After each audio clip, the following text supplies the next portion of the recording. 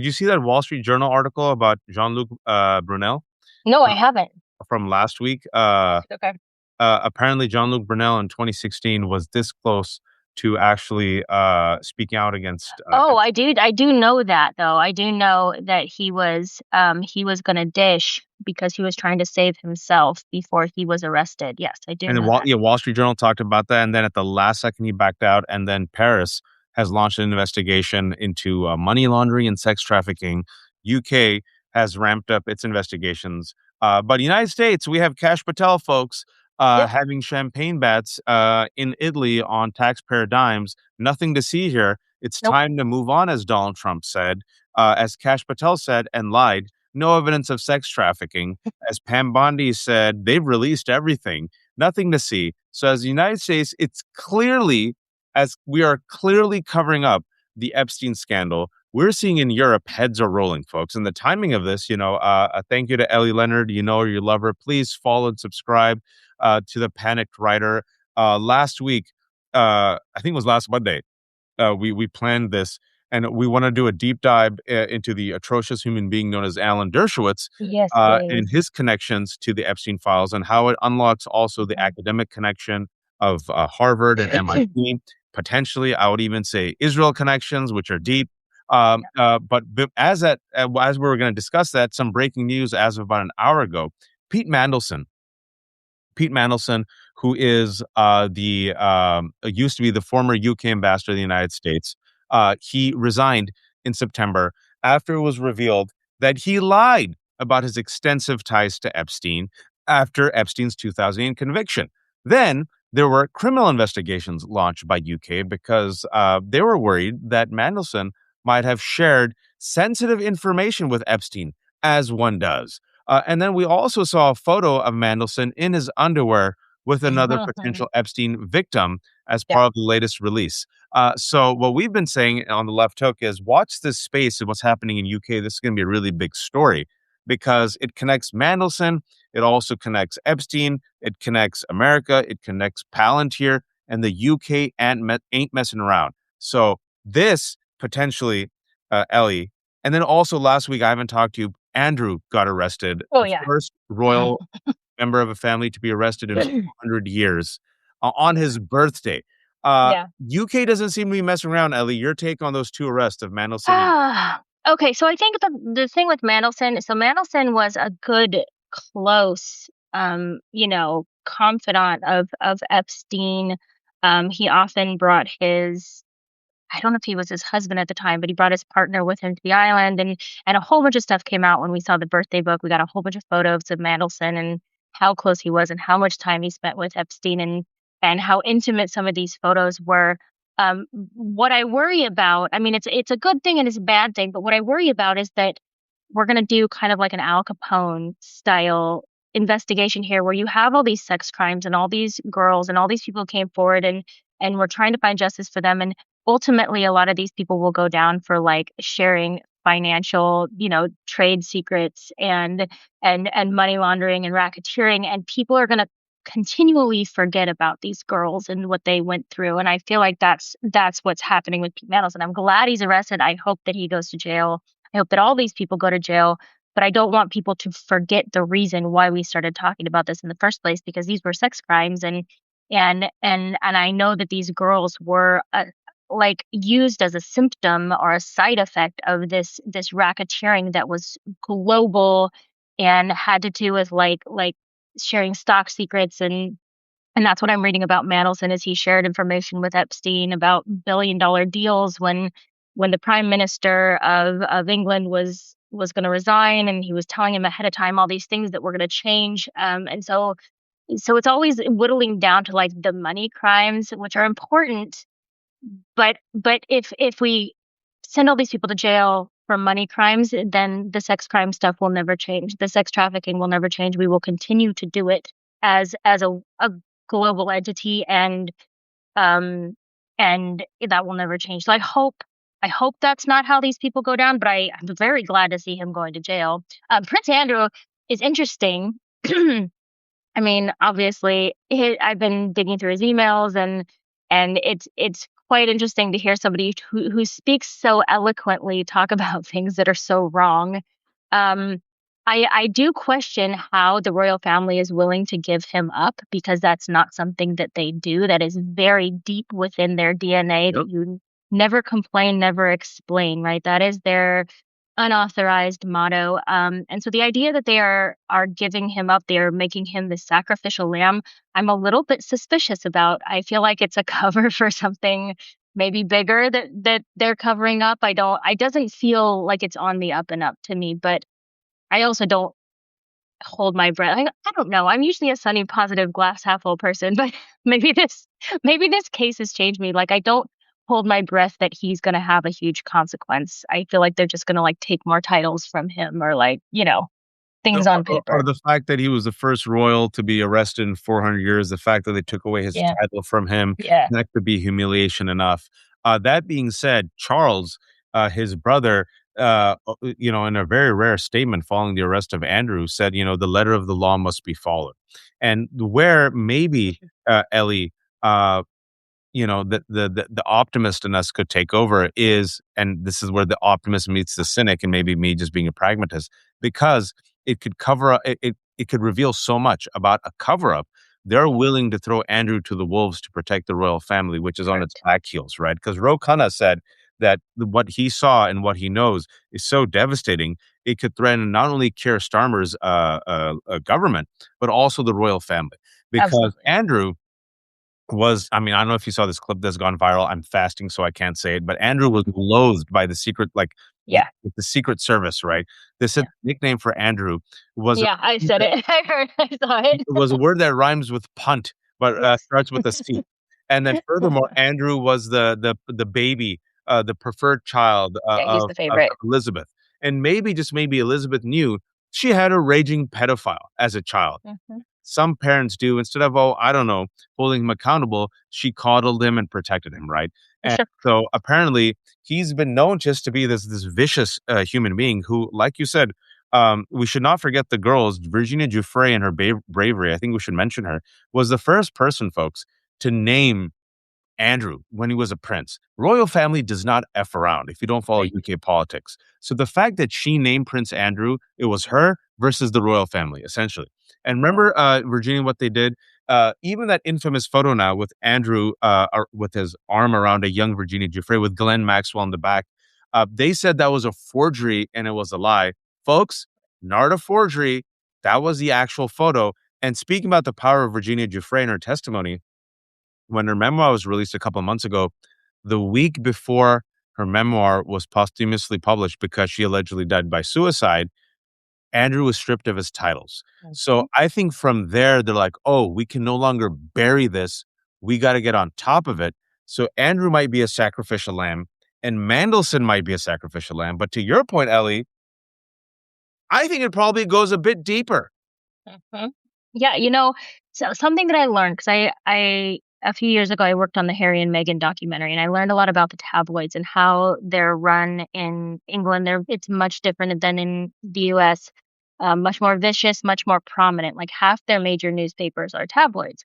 But one thing that I learned from just listening to like Prince Harry sit at his dining room table making lunch is that his dad controls what goes out, what the narrative is in the tabloids. He literally spreads them across his table in the morning and he picks and chooses what gets published and what doesn't. And the tabloids get permission from him and he gives them the go ahead. So when you talk about what has been published, what has been damning, what has been this or that, he made that decision and he decides what information goes out about the royal family. So that is why I don't hold my breath that they're not covering up something else because he makes those decisions. Like the royal family is still very powerful in the narrative of what comes out of the UK and how glorified people are who are taken down. That is all the decision of King Charles, and so I'm skeptical. I'm skeptical as well. And there's a show, I mean, just show you how they want to move on. Um, Jeremy Vine's show, it's gone too far. We're hounding Andrew for what? Raping a few girls no one had ever heard of? This is That's going the viral. point. That's the cruelty is the point, right? All these girls were from like poor homes, trailer parks, foster homes, and it was all a bunch of billionaires. So it was these girls that, quote unquote, nobody cared about. And that made it okay to them. That provided the justification for these men to do whatever they wanted to harm them, potentially, like, we don't know if any were killed, but like impregnate them, um, you know, justify the like narrative of the age of consent being in different places, which, and we'll talk about this in a minute with Dershowitz. Like, the age of consent can be one thing in a certain state, but these girls weren't consenting. Like, they weren't consenting. They were saying that they did not consent. So that then makes them children under the age of 18, no matter where you live. So it's so messy and so disgusting, and it's such a conversation about how people view society who are below the poverty line, and the less than thou, and yeah, it's gross. And yeah, as someone saying Jimmy Savile, I could be mispronouncing his name. If you've watched the new 28 Years Later movie, he features prominently a very famous, well-known British personality who was close to the royal family, later found out to be a notorious pedophile, and who masked that pedophilia by pretending to care about kids. It was just like a huge scandal. So this has been going on for a while, like the rape of children, the rape of girls, and the fact that it's like this cabal of powerful men, mostly men, but also women who are complicit within this. Before we talked about Dershowitz, I do want to talk about another name that I think is a big name that will show up more and more, especially as we learned, Ellie, last week, that Paris has launched investigations into Epstein when it comes to sex trafficking and money laundering. And this is a name that not that many Americans know, but you're a super nerd, so you know this. Uh, Jean-Luc Brunel. Can you talk to us about Jean-Luc Brunel and how that will tie in France, most likely? So Jean-Luc Brunel was one of these guys who started sort of a faux modeling agency, as was the cover for most of these billionaires. They all had modeling agencies. Trump had a modeling agency. Epstein had a modeling agency, and it was the way that they could get girls over from Europe. They could get girls from, poor parts of the U.S. They could offer them modeling contracts that never really amounted to anything. And Jean-Luc Brunel was one of the most prolific child traffickers close to Epstein. He was one of Epstein's closest friends. I haven't begun to dig into his emails. I am going to be doing that. But I mean, he didn't even cover for the things that he was saying. He didn't even use code. He'd be like, "What size? What shape? What age? What hair color? What do you want today? How many do you want? You want twins?" He would say the most horrible things, and then he would just bring them over like they were prizes at a party. And then he had someone who worked for him named Daniel Siad, Siad, who was also his like right-hand man trafficker. And he is somebody who in France right now, I spoke with somebody who's actually she's one of the accusers of Donald Trump, and she lives in France. And I said, "Who is this guy? And how do we find him? He's the right-hand man of Jean-Luc Brunel." And she said the entire country of France is hunting for that man right now. Wow. He's on the run. His name is Daniel Siad, and he's in some kind of intelligence, some kind of terroristic group at this point, but he was the right-hand man of Jean-Luc Brunel, and he openly trafficked all the girls to him. And so at some point, Jean-Luc saw that Epstein was, going down, and he came forward to speak with authorities and tell them what he knew to save himself. Basically, he was trying to save him. 2016, folks. Yes, 2016. And in so doing, he said that he had a mountain of photographs. And so they were going to start pouring over these photographs that Jean-Luc Brunel had, which I don't really get how that would have saved Jean-Luc Brunel. I feel like that would have convicted him. But he had this mountain of photographs that supposedly would have convicted Epstein. And then at the last second, he pulled out, didn't show them anything, said that he changed his mind. And then eventually he was convicted on child trafficking. He went to jail. And I think in 2022, he was found dead in his cell as well. Via suicide, just Via shockingly. suicide. Yeah. And also, some of these names, folks, I always remind you all what we found out from the Epstein files is that when the FBI arrested Epstein in 2019, they also had a list of 10 potential co-conspirators. Now we know 3 of the 10 names. Those 3 names are Leslie Wexner, Jean-Luc Brunel, and Ghislaine Maxwell. And before we get to Alan Dershowitz, because I haven't talked to you in a while, Leslie Wexner finally deposed. Yeah. I'm sure you heard some of those. Yeah. With the leather vest. Yeah, right? Did you notice that? Yes, I did notice that. I think we all noticed that. I noticed this. I just want your take on this, Ellie. Okay. A man who allegedly couldn't talk because he was 88 years old seems surprisingly very smart. Eloquent. A person who seemed to just forget anything that could incriminate himself happened to remember in detail Yeah. things that he wanted to remember about, like boating and, like, I don't know, or some other stuff. But he remembered, if you remember, and I want your take on this because it's my take. Oh, and when asking about Trump and Epstein, I do recall. I used to go to these fashion shows and events for my work. He was the CEO of Victoria's Secret Limited, and I saw Jeffrey Epstein there.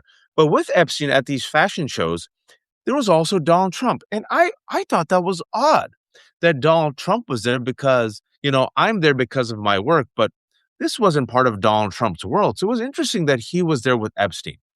My analysis of this, Donald Trump, you better have my back, mother effer. I have things on, and I remember certain things just like Ghislaine. So this is me telling you, you better call off the dogs and let me live the rest of my life in peace. Well, because like Wexner holds a lot more power than Donald Trump does. Like he is more connected than Donald Trump. He has more money than Donald Trump. He's this cute little old man. I mean, they're really playing on these different personalities. I have to say that I always remind people, like, it does not matter if the package is wrapped up in a cute, giggly little old man in a leather vest, right?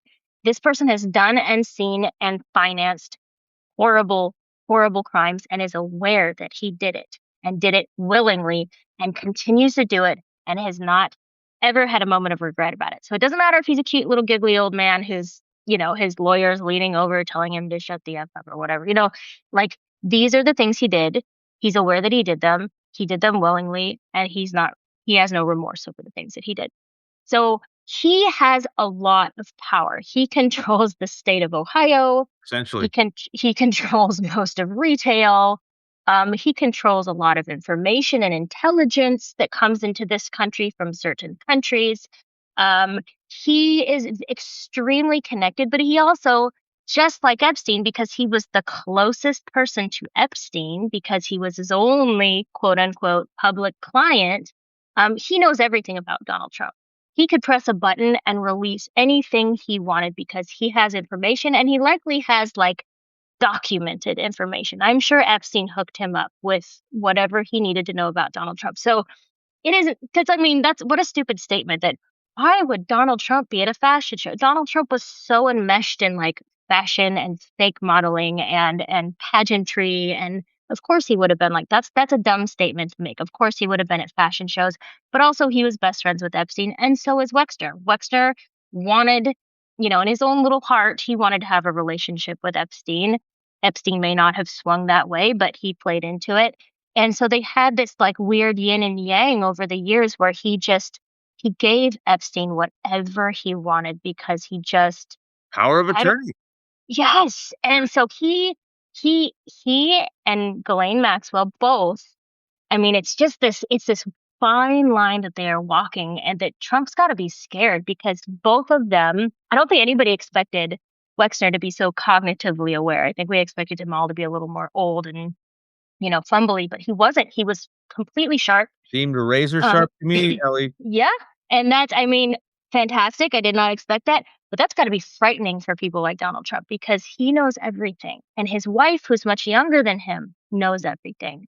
And so I agree with you that he was saying, like, I'm going to say this now, but this is a warning shot. Like, I know everything about your finances and I know everything about you. And don't mess with me because I will press this button. And I agree with you. Yeah, and folks, for those who haven't followed, Leslie Wexner was the former CEO of Victoria's Secret and Limited, billionaire.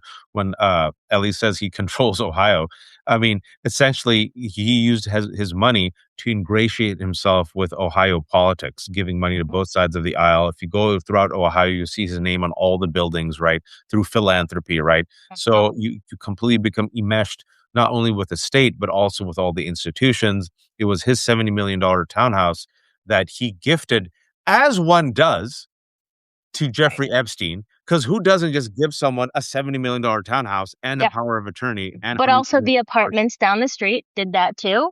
Also, his jet did that too, and potentially other properties. So, yeah, and he was one of the three co-conspirators that were named. Finally took yeah. what 2026 for him to get deposed. And I also want to remind people, Ellie mentioned, according to the FBI interview of Jeffrey Epstein's inmate, there's a list of men, the allegations against Trump are there, allegation against Weinstein, Glenn Dubin, Mm. with Wexner. This is the FBI interview now. It's in the files. Tell him what his inmate said about the relationship of Wexner and Trump. I just that he controlled everything. That I mean, I don't know the full Lovers details of apparently right. also, right? Well, yeah, well, I know, and it's very so here's what I think about that. Like Wexner definitely wanted that. He was always very closeted, the leather vest, fabulous. Like I just he and his reactions too. When he was asked the questions, his reactions were not very covering of his feelings. Um Epstein really just took I don't I have this and it's just me thinking this. I don't think he was really attracted to anyone. I think he had sexual needs, but I don't think that he was straight or gay or bi or whatever. Like he just got what he wanted in order for like to make money, in order to get the Right. thing that he wanted. So if somebody was attracted to him that was a male and he knew there was $1 billion behind it, fine. He would go after that. He just got what he wanted in the end. And so, there could have been like some sort of a relationship there. I think it would have come more wantingly from Wexner than from Epstein, but Epstein would have played into, I mean, he was a Transact chameleon, Yeah, but transactional yeah, for his yeah, for Epstein's like, all right, if I have to do this to get a massive amount of money forever, so be it. yeah, Uh, and then you have ties also, some people say, with Wexner, also to Israel, mhm, supporter of Israel, friend of Israel, and then we don't know the extent of the ties to Israel. But the two countries that keep coming up, Russia and Israel, more so mhm. than Russia, Israel. I, Israel, I huge. maybe in the United States we should have some follow up, but we don't. It's only happening, through independent media, where Drop Site News mentioned last week that literally it was vis-a-vis Ehud Barak in Israel that Epstein had all the cameras set up in his what'd you call that, the townhouses, the Yeah, apartments, where yeah. he videotaped everything, which means blackmail. Which then went through Wexner too, because Wexner was in on the cameras as well. That was all part of his deal as well. So like I Wow. think I think I've heard from multiple sources that Wexner was connected to Mossad and some of the things that are going over there, and he has bragged about doing some really horrible things in Israel. And yeah, I 100% agree that that is the case. And also, with Wexner and all these individuals, gosh, did you see the extent of the ties, folks? One of the ties that Donald Trump had was to academia, and Yes. specifically had his ties to institutions, Harvard, MIT in particular. Mhm. And what we found out from some fantastic reporting, I had Virginia Heffernan on, who was invited to Edge. Edge was the intellectual hub, the salon, where Epstein gathered all these people like Steve Pinker and Alan Dershowitz and Larry Mhm. Summers and evolutionary biologists. Overwhelmingly, Virginia said white men, many of them Yeah. Ashkenazi Jewish men, and they either agreed with Epstein and or were seated with Epstein's ideas: Mhm. anti-diversity, anti-multiculturalism, anti-Palestinian, anti-Muslim, anti-woman, anti-black. Also, now we know eugenicist stuff. Uh, Yes. one of the people who was already in Harvard and was a friend of Epstein and is a friend of defender of Israel and Netanyahu is Alan Dershowitz, Alan one of the Dershowitz. scummiest people on earth. Now, I do want to ask you this, Ellie. You sent me a timeline. Mhm. And this is, look, folks, we try to be very, very, like I always say, I think you're with me, Ellie, on this. Mhm. There's already so much there. You don't need to be conspiratorial. Right. So we will tell you the facts. And then when we have our own thoughts or speculation, we'll tell you speculation. Yeah. Now, this is not, Ellie found some amazing stuff. Can you just give us the rundown of the Yeah. timeline? Yes, I can actually. I printed it out. So, okay. So, in the 60s, Dershowitz started working at Harvard. He was first kind of like an associate professor, and then by 1967, he was officially a law professor at Harvard. 1971, Bibi Netanyahu started going to Harvard. He went there for 4 years, and Dershowitz became very connected to Netanyahu because he was an outspoken supporter of Israel on campus. He held a lot of rallies. Dershowitz was very connected to him, really, really loved him. And then Netanyahu went to MIT. So now you start to see these two schools that keep coming up in this Epstein story. In 1976, Netanyahu went back to Israel. And then he started his political life. That is the same year that Epstein left the Dalton School, where he was working as a math and physics teacher. He left in 1976. And at that point, he had not, on the record, been connected with any of these people like Dershowitz and like Wexner. But there is rumor, especially out of like the birthday book, that he had already been connected with Robert Maxwell by that time. And so you start to see this kind of little cluster of the same names in the same places Robert associated with. Maxwell is the father of Glenn Yes. Maxwell, who also defrauded people, who also had Yes. ties to Mossad. Here's the thing. So when he starts to meet. Okay, let me go back. Recently, Dershowitz gave an interview with Chris Cuomo where he railroaded Maria Farmer, which he does often, which is very threatening to people like Maria Farmer. He goes in the news, he threatens them, he calls them anti-Semitic, which is a thing that he calls people a lot if he does not like them. And he makes them feel like they are threatened and under, in duress, basically. He says that her claims of her seeing him in Epstein's house is impossible, which is, again, what he said about Virginia Giuffre, doesn't exist, wasn't there, blah, blah, blah. Here's the weird thing. And again, this is conjecture, but the exactness of the dates threw me a little bit. On August 29th, Dershowitz met Epstein for the first time, he says, at Lord de Rothschild's birthday party on Martha's Vineyard. So Lord de Rothschild, Lynn Rothschild, huge banking family, all over the Epstein files. Epstein knew Lynn for a long time, helped her through her divorce, very, very enmeshed with each other. So Dershowitz goes to this party, meets Epstein. This is August 29th, 1996. That is literally the exact day that Maria Farmer filed her police report with the FBI saying that these things had happened. And then she later went on and said that Dershowitz was there. And he claimed that never could have happened because he didn't meet Epstein until this exact day that happens to be the same day she filed her police report. I thought that was a little weird. Like, of all the days, that those 2 days occurred on the same And thing. Maria Farmer, for those know, her and her sister Annie Farmer were the first public, if you will, victims and survivors. And they told the FBI that Epstein was a pedophile, and they had the file in 1996. 1996, August 29th. Then Epstein goes to Wexner's birthday party in Ohio. Wexner tells him, I want you to bring the smartest person you've met this year. Who does Epstein bring? He brings Dershowitz. So Dershowitz and Wexner meet in 1996. Then Dershowitz becomes Epstein's criminal lawyer for his first case. Then he becomes Trump's lawyer on Trump's defense team. So there are some very common threads with both Netanyahu and Dershowitz, and then Wexner and Dershowitz, that I don't know how they connect, because then he went back, Netanyahu went back and he started hanging out with Robert Maxwell, who then obviously was enmeshed with Jeffrey Epstein. So there's so many weird connections that I haven't figured out how they cross, but it's all at the same time. It's all at the exact same dates, and it's all in the same places with the same people. But there's no evidence of them crossing paths, which I don't think is possible.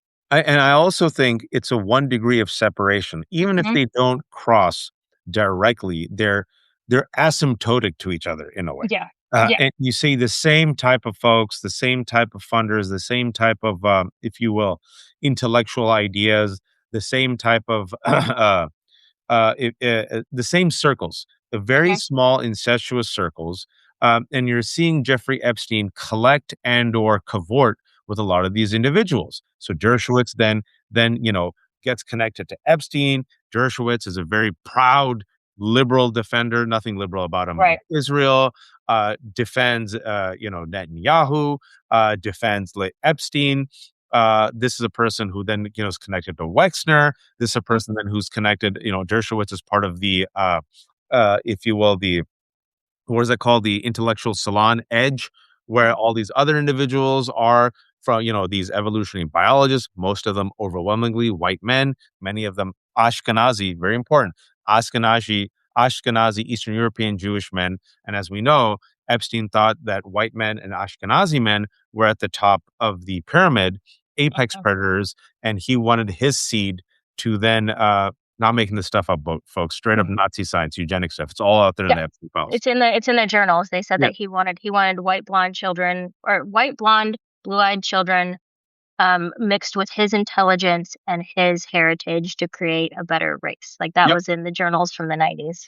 So you look at it, folks, and it's just, I want to be very careful. I want to be very careful because people get very reckless, and you become very anti-Semitic and conspiratorial, right? And say the Jews. We're not. Be very careful, right? So this is, and we also, but then also have to look at the facts, right? So that's Epstein using, in my opinion, every leverage he can to open up doors. Being a Jewish man, I would not put it past Epstein to say, "Oh, I'm Jewish, you're Jewish," right? Here, hey, or hey, let's help the state of Israel, right? So you would, if he was Pakistani, I'm sure he would attract Pakistanis or Muslims or Arabs, right? So you see him cultivating these ties, and like Ellie said, like a 1 degree of separation, bringing a lot of the same people together, right? And then you also have Ehud Barak. Just to connect this to Barak real quick, how deep does the connection to Barak go? Well, Ehud Barak.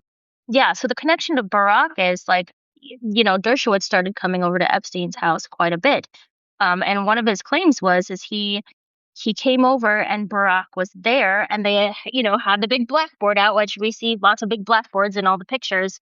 And they were discussing how to divide up Israel, and Epstein is there with Ehud Barak, who's the prime minister of Israel, making decisions about how to divide up Israel on a chalkboard in Epstein's house, which is, again, why is Epstein making these decisions? Yeah, folks, why? Why? And so Dershowitz, I think, is a very central character in this node between Netanyahu, Israel, Wexner, academia, and also Harvard. Can you talk to us about how close Dershowitz was to Epstein? Well, before that, just because he's so gross, can you remind people the op-ed that Dershowitz wrote? Oh, yeah. Which one would you like? I've got to. So let's see. We have child porn law threatens free expression. Okay. Or we have statutory rape is an outdated concept. These are both by Dershowitz. So he claimed that the age of consent in the U.S. is too high. He thinks it's too high, and all these people being arrested for statutory rape is improper because now girls are more mature, so we should consider the age of consent much younger because they have the maturity of an 18-year-old at 14 now. And he said what did he say? He said anybody who's a reasonable person would lower the consent to age of 14 now. 14. 14. And what year was this? This was, I believe, 1997. He said. 1997, yes. You say, Ellie. Yes. And then he was so there was a court case called Commonwealth versus Oaks, and it was this guy who had taken a picture of his 14-year-old stepdaughter without her shirt on, and he had been obviously taken to jail for that. And they said because she was older and more mature, and she consented to the picture being taken, he shouldn't go to jail for it because we take pictures of babies. He compared it to taking a picture of a baby on a bearskin rug, like an infant. Why? It's freedom of artistic expression. If he wants to take a picture of his stepdaughter without her shirt on, that is artistic expression, and we should, these free speech laws are too constraining. And so he was fighting for that. And it's interesting because where I first heard of Alan Dershowitz was actually when I was working on the Woody Allen story, because it was him who had negotiated settling out of court between Dylan Farrow's family. Dylan was 7. She was brutally molested by her father. And he never went to jail for it. And part of that was because, Real quick, I'm yeah, sorry, yeah, we're gonna invite you later for that. But yeah. you're very convinced that Woody Allen did it. Oh, 100%. I've seen enough stuff off the record that is I signed NDAs for that I know he did it. Like beyond a shadow of a doubt, this is not his first time. This is not his last time. Like he was a pedophile. That was something that started very early in his life, and it had multiple iterations. So no, I have no doubt in my mind. But part of that is they brought in Alan Dershowitz to negotiate privately settling outside of court Wow. instead of taking this to the full extent of the law. So that's how it quote unquote, met Alan Dershowitz. So this is something that he has fought for a very long time is getting rid of these laws or lightening the laws. And so of course he was very, he was on Epstein's defense team. He thought he was completely railroaded and he was a good guy because the age of consent in the United States is in like 30 states is 16, but that has to be, which I think is silly. I think that's silly and it should be 18 everywhere. But none of these A lot of girls, the red states, folks, by the way, if you were yeah, yeah, but none of these girls were consenting. That's the thing. The word is consent. So if you're not consenting and this happens to you, then you are a child until you are 18 years old. So it's kind of a moot point in this case because none of these girls were consenting in the But just, situation. I mean, I think it's important if we can, because we're all folks, like we said before, we'll Hmm. tell you the facts, and then when it's on our own commentary, we'll tell you. Dershowitz allegedly meets for the first time Epstein. Uh, when? Can you give the date? It was August 29th, 1996. And then this op-ed that Dershowitz decides to write in his own name, saying, "You know what?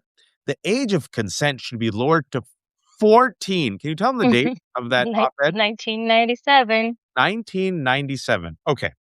Then you said that there was another op-ed he wrote that I didn't Yeah. know about child porn. Can you tell us about that and the Yeah, date? yeah, yeah. So we have the child. That one is a little bit earlier. I think that one is from the 80s, and that was where he was talking about like the idea of a 20-year prison term for somebody. That's where he started comparing like the artistic expression. If you want to take a naked picture of your child, that is art and that is free expression, and you should have the right to do that. You shouldn't be going to prison. But then that completely overrides the idea of what is child pornography. Like anybody could say that it was artistic free expression. Like he really blurs those lines. And I know that there's more information about this stuff out there. He's written several books, but I didn't have enough time to dig into all the like actual books that he's written. But this has long been the thing that he has stood on. He talks about this in interviews. He is very proud of this point of view. Like he has no problem stating it publicly. And so for him to say, because we know he was a part of all of this. We know Virginia Giuffre accused him. I have it on good measure from people. Ellie, I wanted to get there. Can Yeah, you you go. for people? I was gonna get there, and you brought it up. For Sorry. those who don't know, no.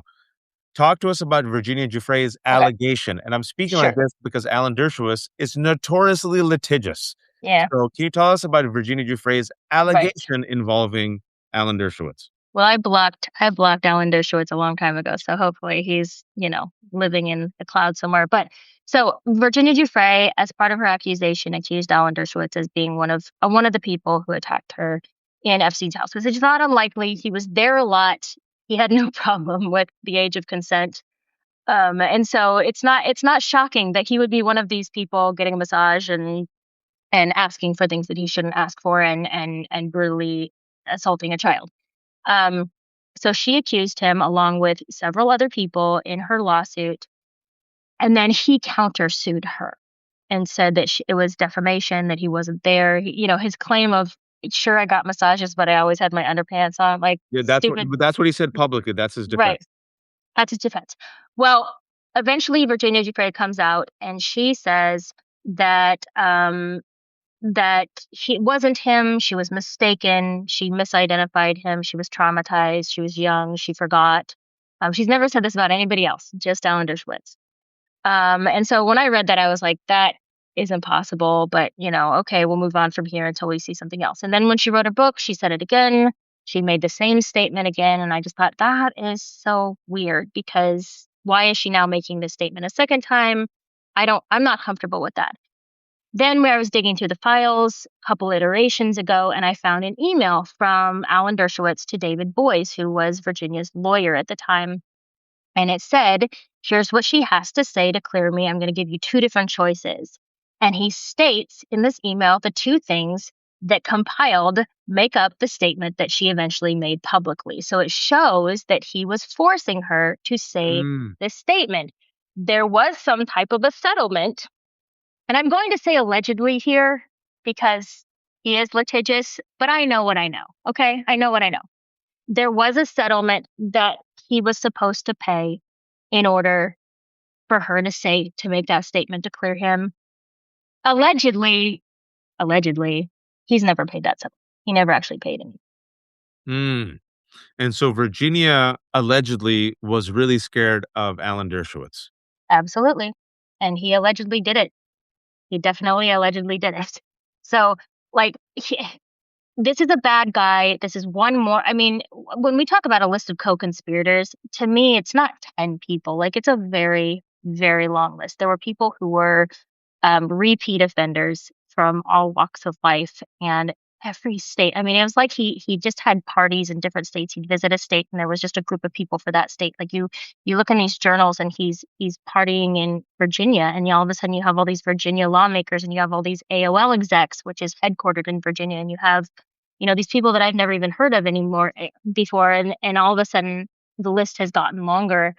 And so 10 is a very light load. I do not think it's 10 people. I think it's much longer. Yeah, and the 10 is the co-conspirators. That was in 2019 that we know of a fact that the FBI, when they arrested Epstein, they had 10 co-conspirators. We, for some reason, only know the name of 3.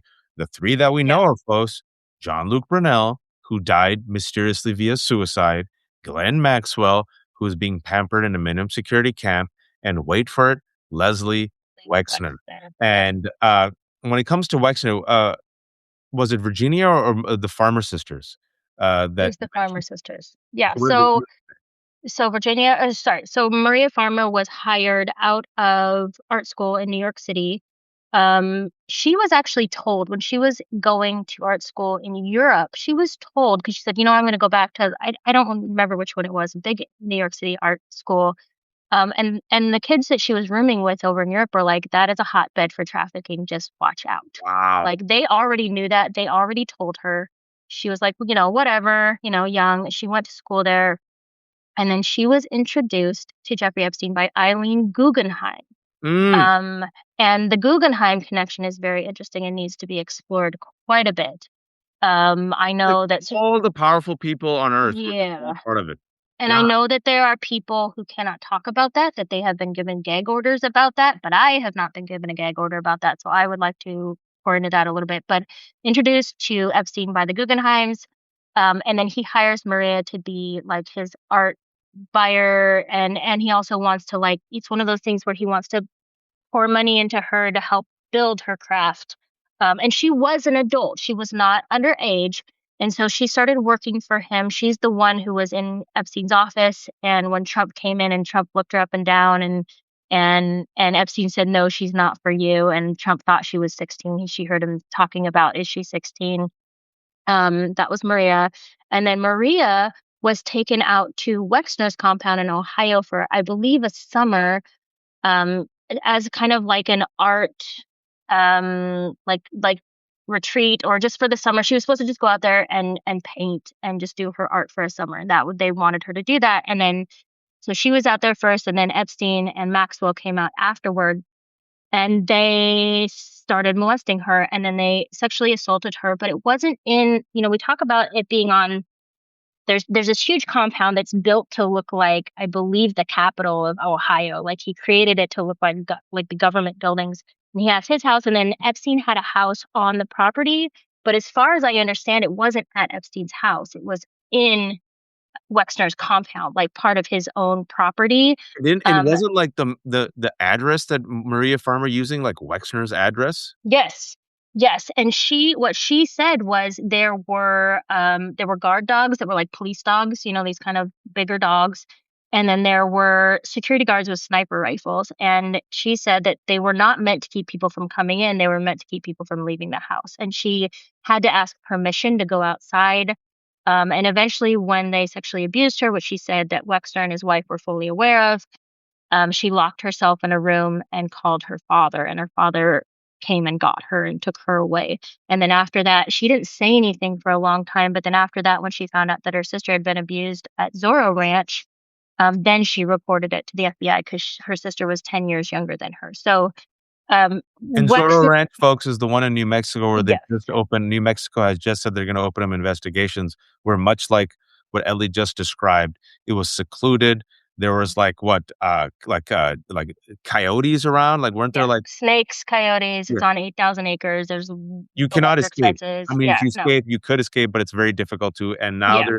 there's allegations of bodies being buried there, folks. Yeah, which is not unlikely. I mean, they had girls from Eastern Europe who did not have a paper trail as far as identification was concerned, and Ehud Barak visited there a lot, and his MO was choking girls. So, like, that could happen. That could really easily happen. And, you know, what are you going to do if that happens? You're going to cover it up. And also, last week I had Jen Koonings on, who was out at Mount Sinai, and she's a registered nurse, and she was the person that survivors go to first and foremost, and she does the examination. She looked at the latest information, and she said there's records of girls who were taken from Virgin Islands, bypassed Mount Sinai's ER room, and then given access to doctors. Yes. One girl fell off an ATV, had 30 plus stitches on her head, and then she found out and she just posted it all out there. The doctor who then stitched her up, and then it was paid. So it's almost like mob movies, right? Yes. Like the That example I always give is like Heat, or 100%. Eyes Wide Shut. Yes, he had doctors working for him. He had doctors come to the house. He had doctors at Mount Sinai at the hospital. He had midwives in Palm Beach that worked on Billionaire Row in these like big houses where they would take the girls to deliver babies, and then, you know, they'd get their children taken away. He had a huge medical community, and if you look in his little black book, it is filled with doctors. He has whole medical sections in there. He knew people very, very well, and he paid them well. And he paid them off. And folks, one of these days I'll bring Ellie back. I know she's busy to talk about the Dubins, but Yeah, another person that Virginia Giuffre mentioned was the billionaires, and yeah. everyone's like, she's talking about Glenn Dubin. It's the Dubins, It's both of just them. the Dubins. And then the FBI interview of Epstein's inmate. Guess who shows up? The Dubins. And guess who has their name in the cancer ward of Mount Sinai? Eva Anderson Dubin Dubin. and Yep. Glenn Dubin. And guess who was Jeffrey Epstein's longest girlfriend in the 80s? Eva Eve Dubin. Dubin. And Yep. then And guess there who is rumor. I mean, this is what Ghislaine Maxwell says. I don't know. You take it with a grain of salt, but she says that Eva Dubin's oldest child is actually Jeffrey Epstein's. one and guess who wrote an email, it's all there, that said after Epstein was convicted and registered sex offender, I'm 100% comfortable with Jeffrey Epstein being around my kids. Yeah. Eva He was their Dubin. godparent. Her children, he was their godparent. So And then who kind of used their connections to doctors through Mount Sinai to help Epstein? Dubin. Eva Yeah. Dubin. And most of the pictures, when you see most of these redacted pictures of small children in the Epstein files, those are all the Dubin's kids.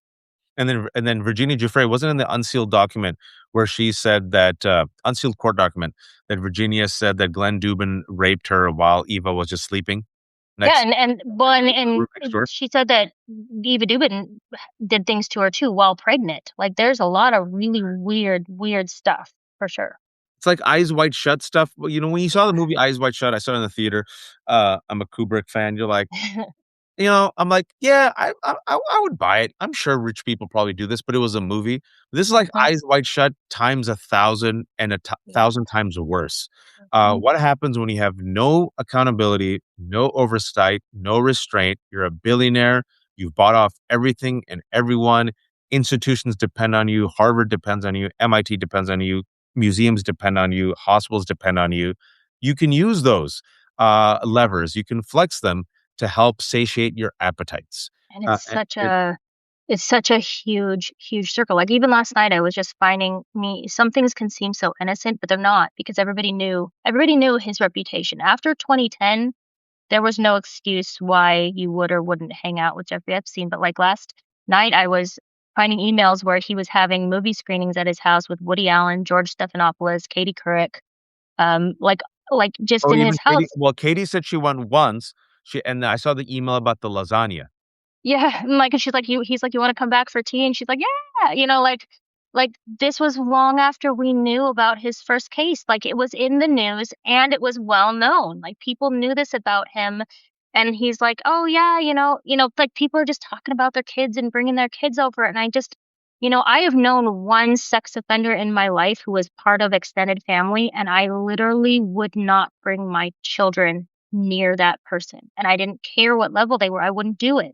And like I feel like that's common sense and common knowledge. Like if somebody is a sex offender against children, you do not bring your kid within 10 miles of them. Like that's Well, I mean, hey, it's movie night.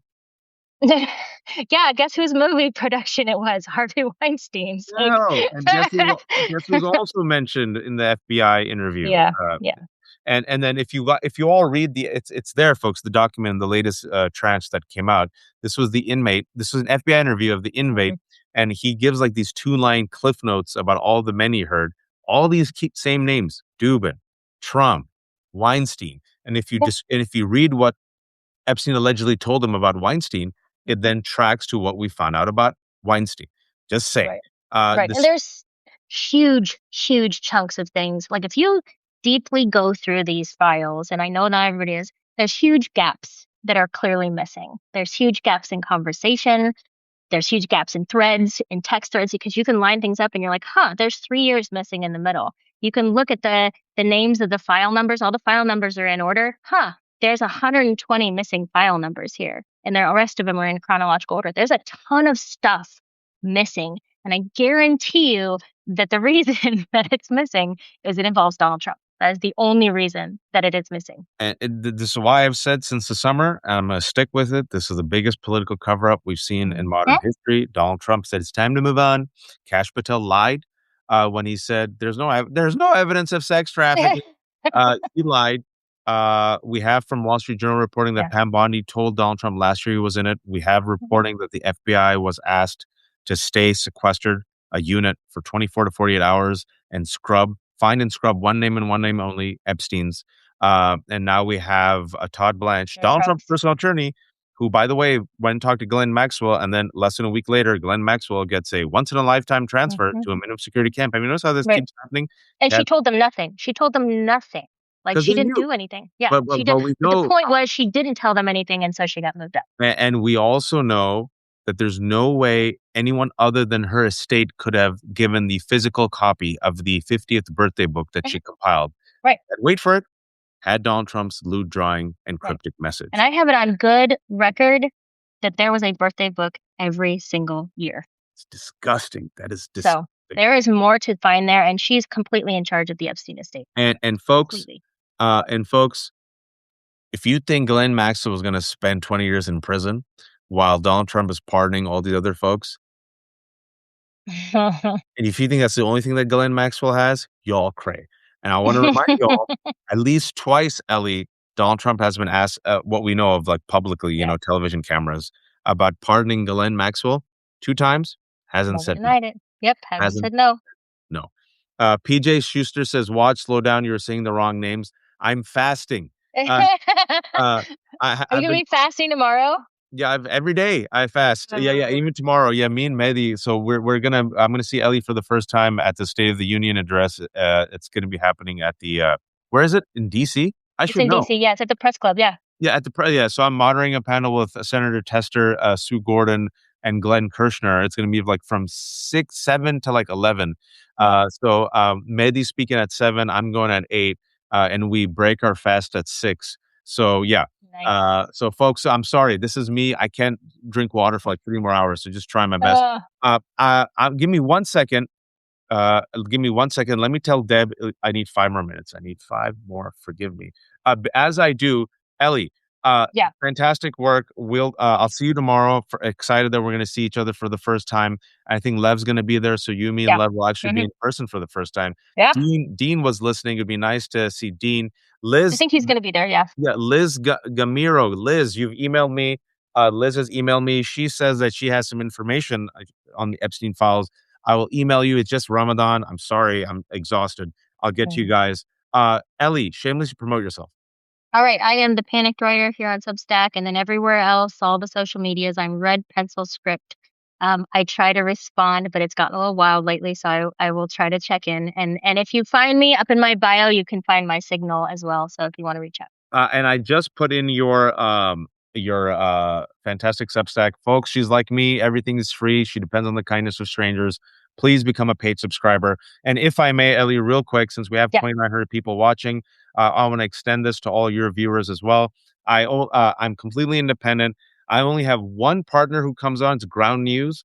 I don't know if Ground News is associated with you, Ellie, but I'll connect them with you. Ground Yeah, News. I think they are through Blue App Media. I think Oh, there's a little squiggly line there somewhere. so Ground News, folks. I only have one person that I've partnered with, and I did a lot of research, and then I saw who they actually are supporting. It's started by a female-run company, a former NASA scientist, and the reason why I like it, it's a one-shop stop. It's an aggregator and an auditor of news. So anything about like Mandelson, you go to groundnews.com, and then you'll get the world's news aggregated about that one issue. But what it also does, and why I like it, it audits it. So it tells you where the bias of each news outlet. It tells you if you can trust them when it comes to reliability. And most importantly, in my opinion, it tells you who owns them. And then Mhm. there's also this fantastic blind spot. It's this feature that they have where you kind of see what the right wing is focusing on and what I would say everyone else is focusing on side by side. So Yeah. they're a partner and they've given 40% off Ellie. So anyone who's watching, Awesome. Ellie's viewers, my viewers, groundnews.com/hook. That's groundnews.com/hook. Try it out. Tell me what you think. I do not get any money. So if you subscribe 40% off, I won't get a money from it. It goes to you.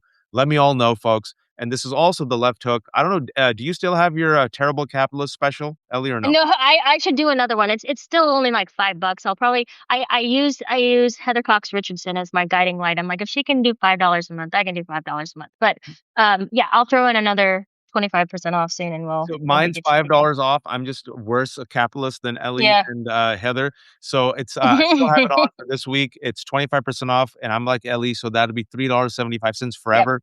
The lefthook.substack.com/special. For those who joined us late, this is Ellie Leonard. She's fabulous. We talked about Mandelson's arrest. We talked about Alan Dershowitz. We talked about Leslie Wexner. It is, folks, we have just scratched the surface. And Ellie makes a good point. I'll end on this is there are girls who were raped, and people are forgetting those survivors, and many of these women are still alive. And look what's happening in UK and France. They're investigating. Look what's happening in America. Zero investigations, which is why we have to just put the pedal to the metal, man. We have to push, push, push. Yep. And I think Ellie, he's stuck on Epstein. He's stuck. He, I think he, so. he Yeah. I I don't think think he can escape out of this one. yeah, and yeah, I completely agree, and I think that people are going to start saving themselves, and then he's not going to have anyone left, and off we'll go. Yeah, folks, thank you all for joining. I'll take proof of life with Ellie. Hopefully, we can see each other tomorrow. This will be up later today on my Substack and Ellie's Substack. Strongly recommend the 3,000 people are watching. Just go listen. Ellie did fantastic work. We'll tell you what are the facts. And then we'll also bring some facts which are just very, well, I don't know, just so coincidental. The same people Yep. in the same circles with On the all the same same day. allegations. And then Epstein who just kept failing up in life. Just Yep. remarkable. Yep. Kept failing up. Thank you, Ellie. Right. Promote yourself. Where can people find you next? All right. I'm going to be keeping up with these Andrew emails. I got to finish those up. There's so many of them, but I've just been posting all of his conversations with Ghislaine Maxwell and Jeffrey Epstein. Again, there's a big chunk missing in the middle, so I'm going to guess what that was about. But I'm going to keep posting those today, and then tomorrow I will be at defiance.org at the press club. I will see you there, and I believe you can watch that, stream it for free. Yeah. And folks, I'll be back in 2 minutes with Deborah Shushan, a fantastic resource. We'll talk about war with Iran. We're going to talk about APAC. We're going to talk about what's happening in Gaza. And she just has a wealth of information because, folks, they're saying that maybe tomorrow, hopefully, inshallah, cooler heads prevail. Tomorrow, Donald Trump might go ahead and authorize strikes on Iran right before the State of the Union. What could happen? That What would could not go wrong? surprise me. Thank you, Ellie. See you later. See you tomorrow.